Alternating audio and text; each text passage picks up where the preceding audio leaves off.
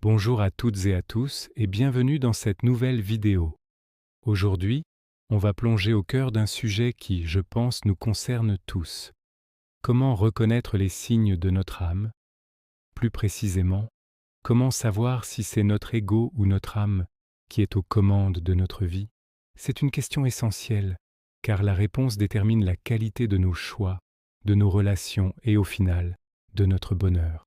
Alors, installez-vous confortablement. On va décortiquer tout ça ensemble. Pour commencer, il faut bien comprendre ce qu'on entend par ego et par âme. L'ego, ce n'est pas forcément quelque chose de négatif, c'est une partie de nous qui nous aide à nous construire, à avoir une identité. Mais quand il prend trop de place, il devient ce petit tyran intérieur qui nous murmure des choses à l'oreille. Les actions qui viennent de l'ego sont très souvent centrées sur nous-mêmes, et je dirais même purement égoïstes. Ce sont des actes qui visent à gonfler notre orgueil, à protéger notre image, mais qui, au fond, nous empêchent d'évoluer. Prenons un exemple très concret, une dispute avec un proche. Vous savez au fond de vous que les torts sont partagés, que vous avez aussi votre part de responsabilité. Mais une petite voix vous dit « Non, n'en démords pas, ne t'excuse surtout pas. C'est à l'autre de faire le premier pas. » Ça, c'est l'ego qui parle. Il veut avoir raison à tout prix, même si cela doit abîmer une relation qui vous est chère. L'ego, c'est cette partie de nous qui refuse de faire le premier pas, qui attend toujours que les autres viennent à lui. C'est aussi cette tendance à ne jamais se remettre en question, à penser qu'on est parfait, qu'on a la science infuse et que notre vision du monde est la seule qui soit valable. Vous voyez de quoi je parle. On a tous déjà ressenti ça, ce besoin de protéger notre fierté, de camper sur nos positions. L'ego déteste la vulnérabilité, il la voit comme une faiblesse. Un autre signe très clair de l'emprise de l'ego, c'est le jugement constant. Juger les autres, juger leurs choix, leur apparence, leur mode de vie. C'est une façon pour l'ego de se sentir supérieur, de se rassurer sur sa propre valeur en dévalorisant celle des autres.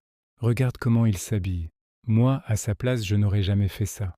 Ces petites phrases, en apparence anodines, sont en réalité le carburant de l'ego. Il se nourrit de la comparaison et de la critique pour exister. En résumé, quand nos actions sont guidées par la peur, par l'orgueil, par le besoin de contrôle et de validation extérieure, on peut être quasi certain que c'est l'ego qui est au volant. Et le problème, c'est que cette route mène souvent à la stagnation, à l'isolement et à beaucoup de frustration. Maintenant, parlons de l'autre facette, la plus lumineuse, notre âme. Quand nos actes viennent de l'âme, tout est différent. La sensation n'est pas la même. C'est plus fluide, plus léger, plus juste. On ne ressent pas cette tension intérieure, cette lutte.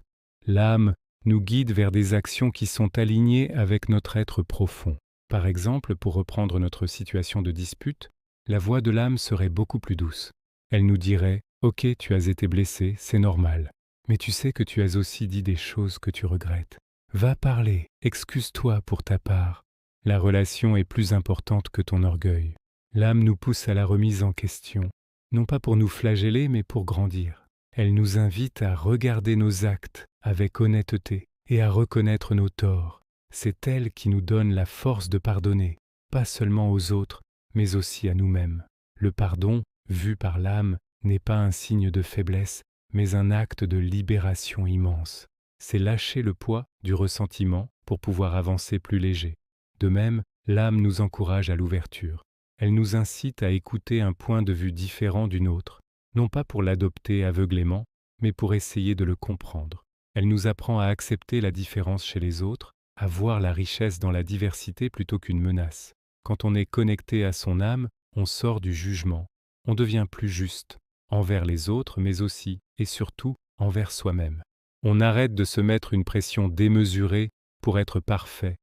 On accepte nos imperfections avec bienveillance.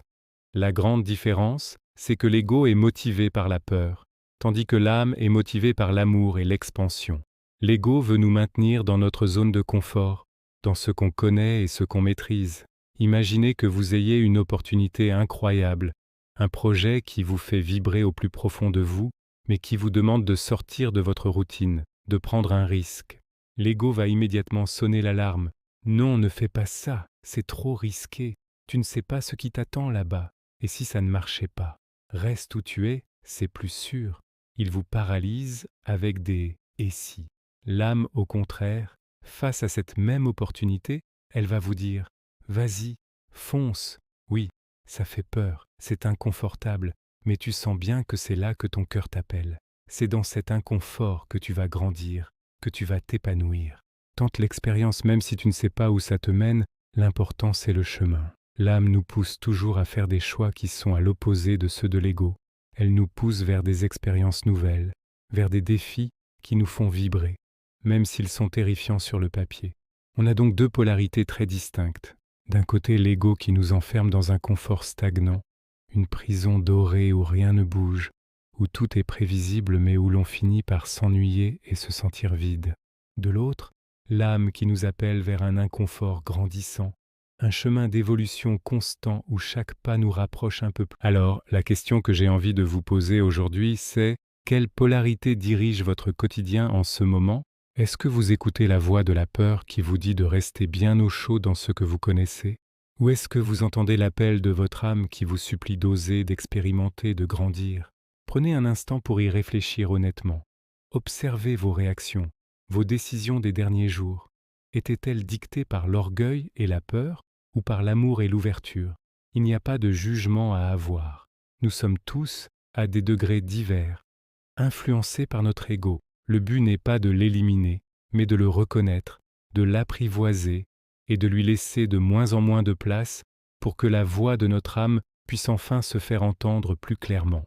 C'est un travail de tous les jours, une vigilance de chaque instant, mais je vous assure que choisir le chemin de l'âme, même s'il est plus exigeant au début, est la plus belle aventure que vous puissiez vous offrir. C'est le chemin vers une vie plus authentique, plus joyeuse et plus alignée. Voilà pour cette réflexion. J'espère qu'elle vous aura éclairé et vous donnera des clés pour mieux vous observer au quotidien.